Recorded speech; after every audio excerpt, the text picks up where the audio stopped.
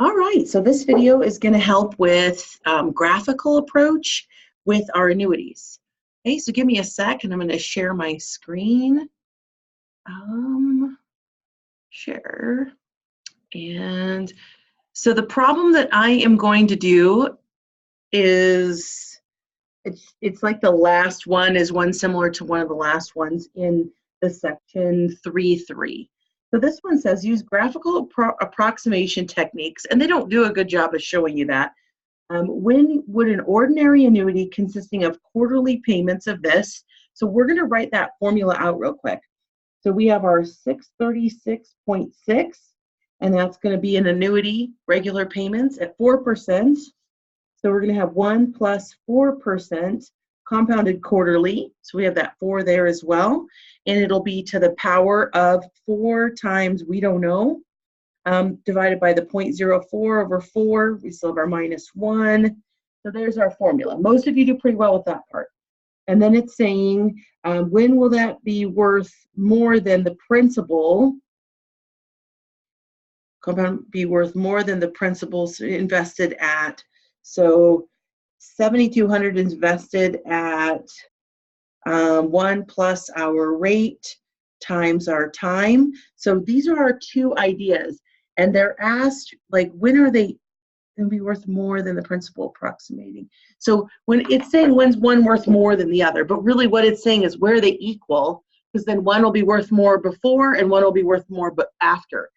So let's take these two formulas and we're going to go to Desmos because it's the easiest to see. Well, for you on this video, it's also the easiest to zoom in and out on the huge numbers. But you could put these both into your equation or graphing calculator as well. It just isn't as pretty.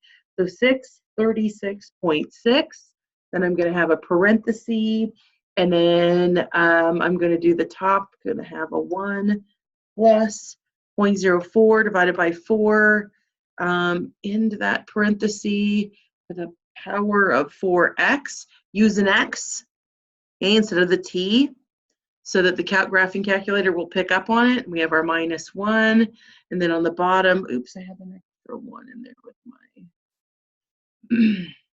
rate. Oops. And then we have our 0.04 divided by 4 on the bottom as well.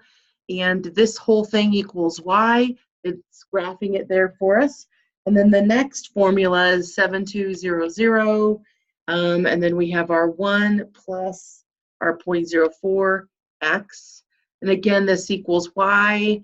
And then we can find over here, like scrolling, which is kind of a pain, or you can go over here, remember where, and I like to make the steps like 1,000. And that, let's see, why didn't, hello, make my steps 1,000. I still didn't see it good. All right, fine. I still wanted to do that. Okay, let's just change this then to, what were our numbers? So 10,000 maybe? 10,000. Now it's going to show it. So you could change that, or you could keep scrolling until you find where they're equal.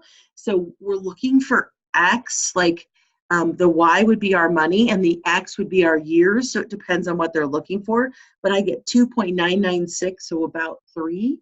So I'm going to go back. Well, and then you go back to your problem. I guess I could open that up. This was what mine was. I can't remember if I printed the same problem here. Yeah, this looks like the same one. So this says 1 decimal place. It's still going to be just 3. All right, that's what it's looking for.